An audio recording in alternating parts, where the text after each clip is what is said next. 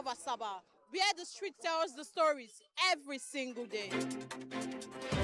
From the corridors of powers to the decisions shaping governance and politics in Delta and Nigeria.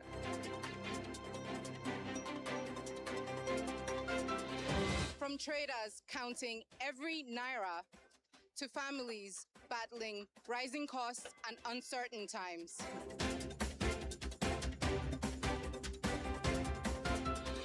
From football pitches to sporting successes to the major developments making the headlines all over the world. And from the untold human stories, the struggles, victories, resilience, and hope of the everyday Nigerians. This is the news beyond the headlines. Dott TV News are your trusted window to stories that truly matter to the people. Here, we don't just report events, we tell the human stories behind them.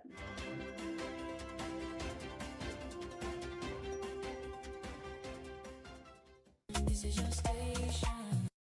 This is Dott TV. Dott TV. Dott TV. Yeah. Dott TV. Yeah. Dott TV. Yeah. Dott TV.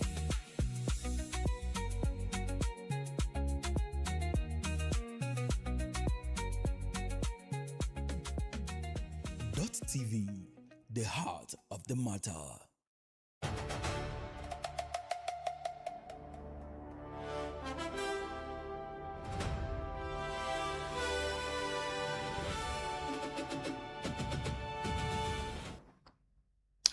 Hello, and this is Dott TV News at 4. I am Priscilla Ifani, and here are the stories we have for you. President Bola Tinubu has transmitted the Constitution Alteration Bill seeking the establishment of state police to the Senate. The Senate President Godswill Akpabio made this known during Tuesday's plenary, adding that the Senate would consider the Constitutional Amendment Bill on Wednesday. The proposed legislation seeks to amend relevant provisions of the 1999 Constitution to create a legal framework for state police across the Federation. The move follows repeated calls by the President for the constitutional reforms to enable states to play a greater role in securing their territories. The state police proposal has gained momentum in recent months, with both chambers of the National Assembly advancing constitutional amendment processes aimed at decentralizing policing powers to the states. Former Kaduna State Governor Nasiru El-Rufai is set to file a no-case submission in his alleged wiretapping trial after the Department of State Services closed its case against him before the Federal High Court in Abuja on Tuesday. The DSS is prosecuting El-Rufai on an amended 5-count charge bordering on alleged unlawful interception of communications and breach of national security. According to the charges, El-Rufai had claimed during a live interview in February that he intercepted a telephone conversation involving Ribadu, which allegedly reveals plans by security operatives to arrest him. An offense the agency said was contrary to Section 12, Subsection 1 of the Cybercrime Prohibition and Prevention Amendment Act of 2024. At the resumed hearing, counsel for the DSS Oluwale Aladoye informed the court that the prosecution would not be calling any further witnesses, prompting the formal closure of its case. Following the development, El-Rufai's lawyer Paul Erokoro told the court that the defense would file a no-case submission contending that the prosecution had failed to establish sufficient evidence to warrant his client entering a defense. And back home in Delta, the state government has disclosed that the newly constructed Model Technical College in Ogareki, Etiop West local government area, will be ready for inauguration by Governor Sheriff Obriwori within the next few weeks. The State Commissioner for Works, Rural Roads and Public Information, Charles Aniago, made this known during an inspection of the facility along the Commissioner for Technical Education, Smart Ufo, and the Chairman of the Etiop West Local Government Council, Chris Onoba.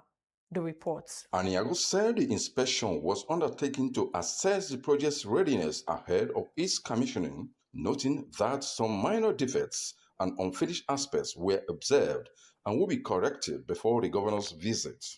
According to him, the contractor and relevant ministries have been directed to address all identified issues within 2 weeks to ensure the institution meets the high standards set by the Oborowori administration. He expressed satisfaction with the quality of the facility, describing it as a world-class institution capable of competing with universities in some states. We have come here today in continuation of His Excellency's effort to expanding educational opportunities to our people in Delta. This is the Model Technical College in Orareki. And of course, you recall that not long ago, we commissioned the Model Technical College in Omadino. We had come here today to see the extent of readiness ahead of His Excellency's inauguration of this particular project. But in the course of our inspection, we found out that there are certain T's that need to be crossed, and of course, a number of I's that also need to be dotted. We are happy that His Excellency Right Honorable Elder Sheriff Francis Orowedo Borowori is taking steps to connect our people via durable roads, ensure that the educational opportunities are being expanded so that our children are able to have the best of education. Aniago, as well as the local government chairman, assured that adequate security measures have been incorporated into the project, including perimeter fencing, security wire installations, controlled access through a main gate, and hostel facilities for students. You saw that when we were coming into this environment, we passed through a gate, which means you cannot even come into the institution from anywhere except through the gate. You could also see that we did not just only provide fence, there are also wire gauze on top of the fence, which means if you decide to climb the wire gauze, no matter who you are, it means you are a criminal because there is a gate for you to pass. So that's first of all, first level of security. If we can take steps to protect the equipment that are being supplied, be rest assured that Oborowori, who values the individual even more than the equipment, will protect the students that will be here. This project is very dear to us. I'll tell you why. Number one reason why this project is very dear to us is targeted towards empowering the young people in the state, particularly the young people in my local government. What other thing can be better than having an institution where our young boys will be taken off the street and they are trained? And that training means that they will be empowered. They will now have capacity to fend for themselves.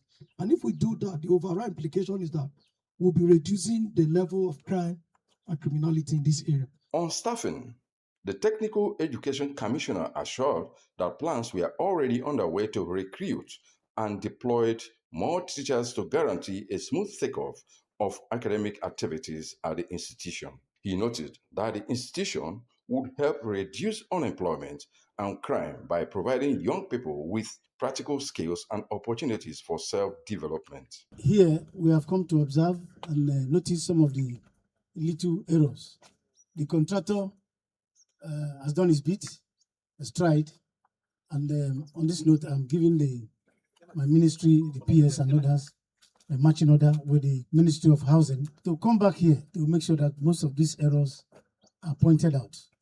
The Model Technical College Ogaraki is one of several technical education projects being executed by the Oborowori administration under its more agenda to expand access to quality technical and vocational education across Delta State. Emeka Okonkwo, reporting for Dott TV News. Still in Delta State, residents of Emevo and neighboring communities in Isoko North local government area of Delta State are celebrating the completion of Phase 2 of the 4.8-kilometer Emevo-Orogun Road, describing it as a transformative project that has improved transportation and stimulated economic activities in the area. This is just as the Commissioner for Works, Rural Roads and Public Information, Charles Aniagu, inspected the project and expressed satisfaction with the quality of work delivered. The report.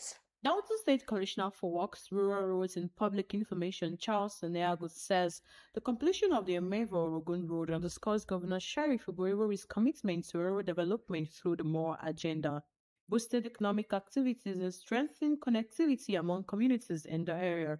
Aniagu also commended the indigenous contractor Emerald Concepts Limited for delivering quality work despite the challenges posed by the swampy terrain. I'm very much impressed with the amount of work that Emerald has been able to put in place with respect to this particular work. And the likes of Emo Rock and Choino gives us reason to feel very, very satisfied that we didn't make any mistake in patronizing indigenous contractors.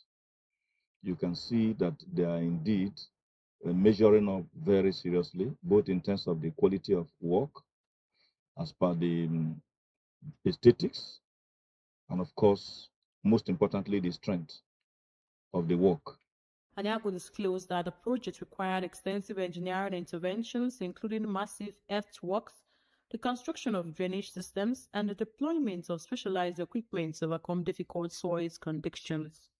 While expressing satisfaction with the overall execution of the project, he directed the contractor to desilt blocked drains, replace damaged concrete slabs, and complete outstanding drainage works ahead of the official commissioning. They need to immediately begin to desilt the drains and then conclude the remaining concrete work at the discharge point, almost about 100 meters. They need to be able to take the flood water along this corridor into the swamp, and that is being done, which is of course off the alignment, but it's still part of the work to be done. So that is why I use the word almost. Residents expressed appreciation to Governor Boriwori, describing the road as life-changing. They praised the smoothness of the road, noting that it has significantly improved transportation, reduced travel time, and enhanced commercial activities within the benefiting communities. The residents said the completion of the road has brought lasting relief to commuters and opened up new opportunities for social and economic development in the area. We dey happy for road, we not dey suffer again. When you carry small load for bicycle now, we dey run up and down. Where they carry the load go? And go the payment for market. When I got bless the Obomiwori, Jenny, God bless her every day. The Delta State government says it remains committed to building a more efficient, innovative, and results-driven public service. This assurance came from the head of service, Minimino Sergi, during a press briefing in Asaba ahead of the 2026 Civil Service Week celebration. The report. Addressing journalists in Asaba, Dr. Oseji said the 2026 Civil Service Week is designed to promote professionalism, patriotism, accountability, integrity, innovation, and excellence among public service. But there was a day His Excellency gathered us together, the stakeholders, and announced to everybody's shock that 10 billion was going to be injected. And that 10 billion has reduced the waiting time from 2 years, 2 to 4 years actually, to about 7 months, I'm reliably informed. So that is something that His Excellency has the magnanimity to do. And I believe at the appropriate time, our request increments in the loan will be addressed. The head of service listed the key milestones recorded during her 14 months in office to include staff transportation support initiatives, capacity building programs, agricultural support scheme, digitalization projects, and the establishment of a pilot ICT hub to accelerate digital transformation across the civil service. She disclosed that activities lined up for the Civil Service Week include a breakfast dialogue, the presentation of a bureaucratic publication, implementation of a reversed dress code, and stricter monitoring of punctuality through the time book system. We have a pilot project that we have started implementing, and we have been able to scan the records of some of our, almost all our staff in the office of the head of service. We have 2 directorates. And now we are not just having the external consultants doing it, but our staff have been trained and they have started going to other FDAs to do the same thing and train. This is going to be accelerated in the next few weeks. Dr. Oseji noted that the state government has begun digitizing public service operations through electronic record management, staff training, and e-governance program aimed at improving efficiency and service delivery across ministries, departments, and agencies. She added that plans are underway to transform the Staff Training Center into a world-class institution for manpower development. The Staff Training Center concentrates on the training of junior staff. Responding to questions on workers' welfare, the head of service revealed that a proposal has been submitted for an upward review of the 1 million naira housing loan. The head of state assured workers that the Delta state government will continue to prioritize their welfare while pursuing reforms aimed at enhancing productivity, accountability, and service excellence. Success Benjamin reporting for Dott TV. Meanwhile, former Delta State Governor Ifeanyi Okowa was at the Lagos office of the Economic and Financial Crime Commission on Awolowo Road, Ikoyi, on Monday in connection with an ongoing investigation into allegations of illegal diversion of about 1.3 trillion naira. It is being reported that the former governor is being investigated for alleged diversion of 13% derivation funds accrued to Delta State from the Federation account between 2015 and 2023. Okowa was previously arrested on November 4, 2024 and questioned by operatives of the EFCC at its Port Harcourt Zonal Directorate over the allegations. He reportedly showed up at the Lagos office yesterday in a bid to secure the release of his passport to enable him travel abroad for medical treatment. Outside Delta, the Abia State government has commenced full enforcement of the ban on commercial motorcycle operations in designated areas of Umuahia, Aba, and Ohofia, citing security and public safety concerns as the primary reason for the move. The State Commissioner for Information, Prince Okey Kano, said the ban, which took effect on Monday, June 22, forms part of broader efforts to strengthen security and restore order in the state's urban centers. Kano disclosed that under the new directive, any motorcycle found operating within restricted zones would be impounded immediately. He said riders found violating the order would face a 50,000 naira fine payable within 30 days or weeks for future of their motorcycles if they remain unclaimed after the stipulated period. The Federal Ministry of Petroleum Resources has convened an emergency stakeholders engagement, including the Department of State Service, the Economic and Financial Crime Commission, and the Nigerian Police Force to address liquefied petroleum gas hoarding and diversion to neighboring countries. A statement by the Nigerian Midstream and Downstream Petroleum Regulatory Authority stated that the move followed the recent increase in LPG prices and developed coordinated measures to improve supply, affordability, and market stability across the country. Speaking at the engagement, the Permanent Secretary, Ministry of Petroleum Resources, Patience Onyekunle, described LPG as a critical energy source for households and an important component of Nigeria's energy transition agenda. She noted that the rising LPG prices are putting additional pressure on household budgets and increasing the cost of essential goods, stressing the need for collective action to improve access to affordable cooking gas.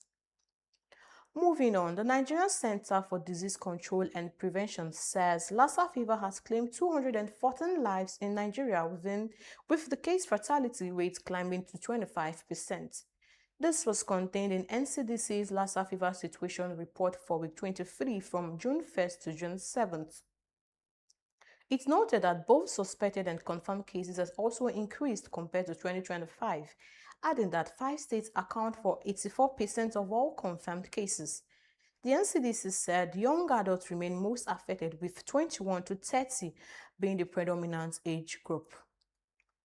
Coming up shortly at the news at 4, drowning deaths soar in France as Europe buckles in peak of heatwave, and that's on foreign news plus sports after the break. Please stay with us.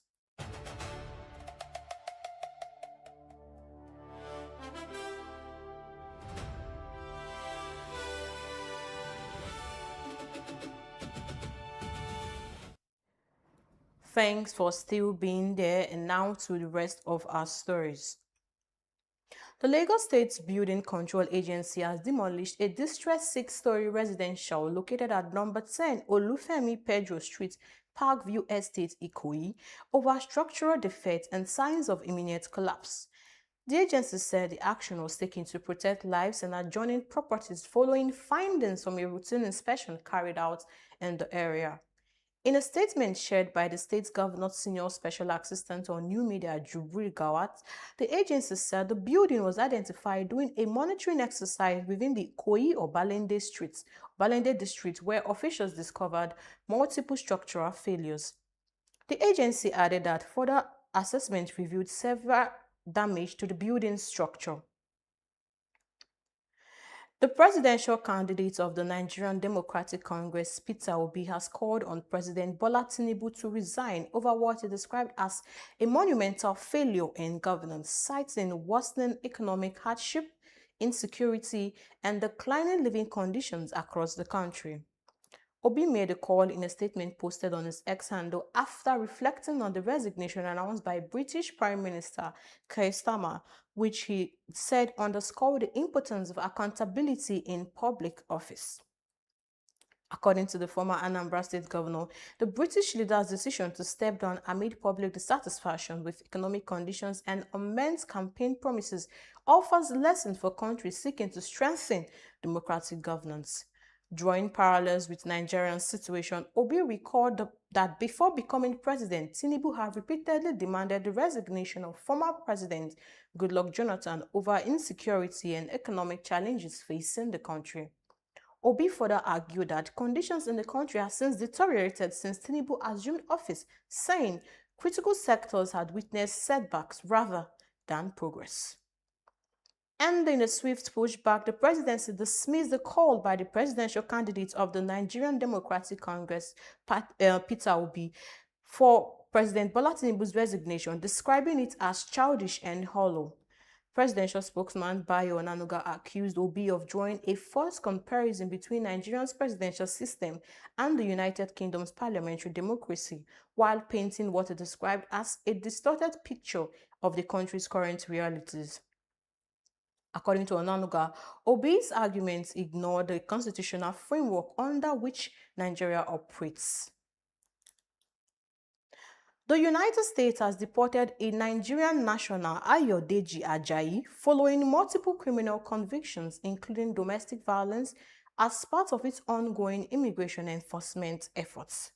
The U.S. Immigration and Customs Enforcement disclosed this in a statement posted on its official X account on Tuesday, saying Ajayi had remained in the country illegally after entering on a student visa nearly 2 decades ago.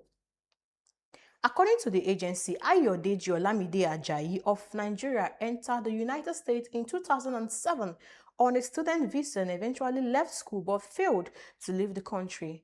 I said instead of departing the US after leaving school, Ajayi accumulated a lengthy criminal record. Meanwhile, Nigerian travelers have been reminded by the United States mission in Nigeria to strictly comply with US immigration laws regarding their stay in the country.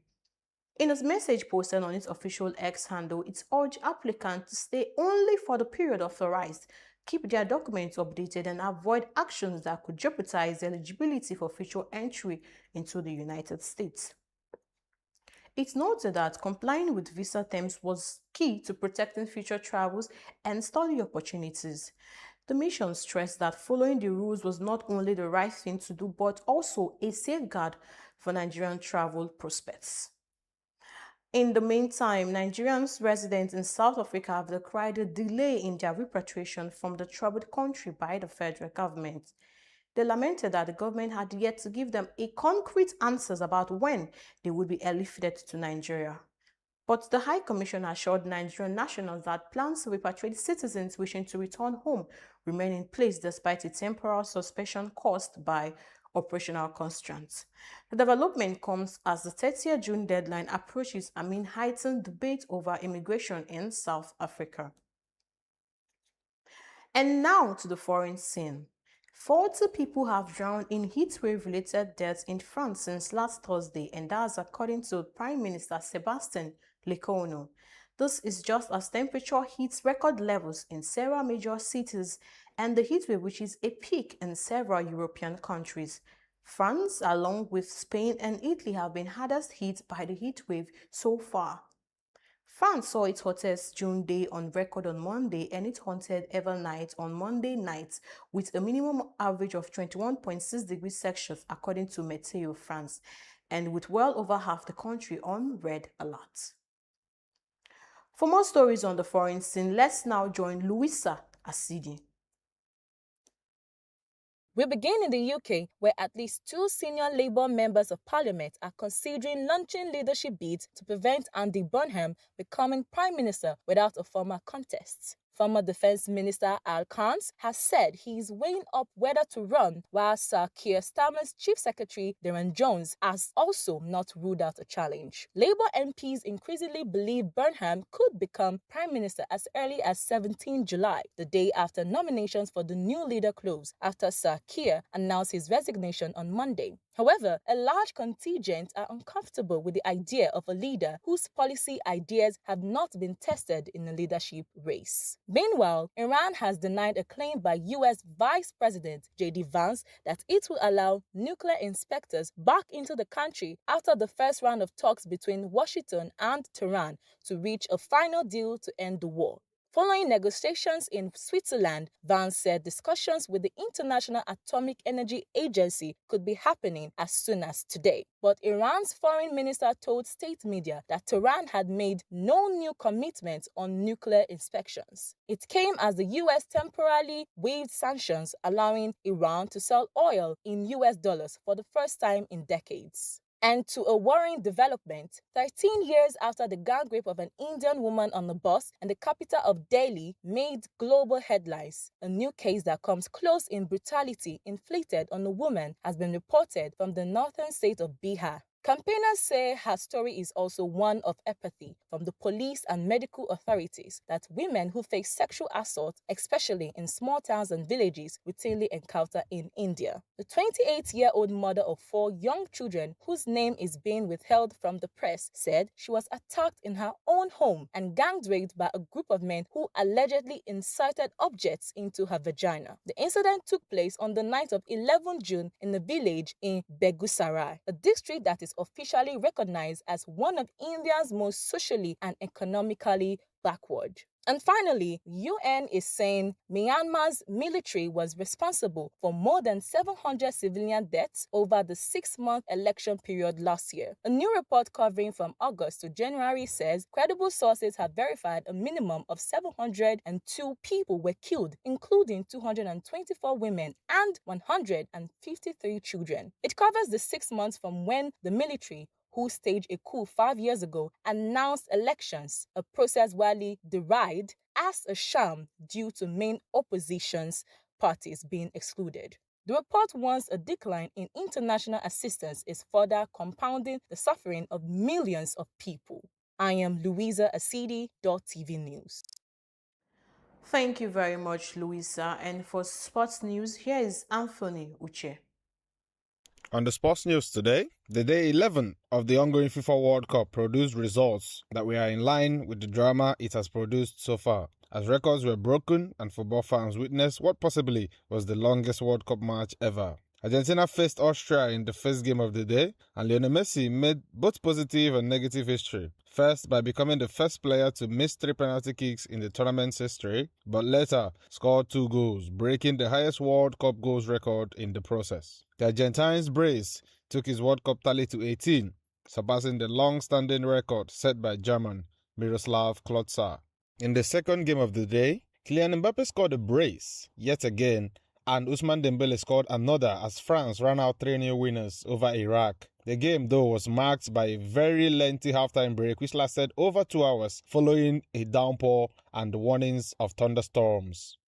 Meanwhile, Erling Haaland and Norway have sailed through to the round of 32 following their narrow 3-2 victory over Senegal. Senegal's Ismaila Sarr scored a brace of his own as well, but ultimately it was not enough as the African nation will have to go all in their final group game against Iraq. From the sports desk, Anthony Uche, Dott TV News. Thank you, Anthony. And that's all we have for you on the Dot TV News at 4. Thank you for your time. I am Priscilla Ifani.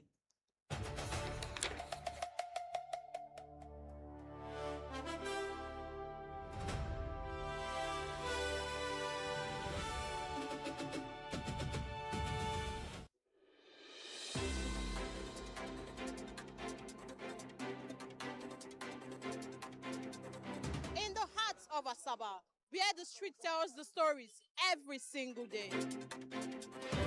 From the corridors of powers to the decisions shaping governance and politics in Delta and Nigeria.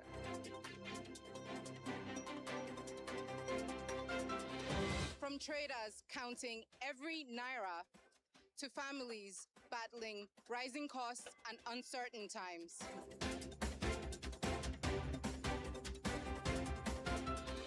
From football pitches to sporting successes to the major developments making the headlines all over the world. And from the untold human stories, the struggles, victories, resilience, and hope of the everyday Nigerians. This is the news beyond the headlines. Dot TV News are your trusted window to stories that truly matter to the people. Here, we don't just report events, we tell the human stories behind them.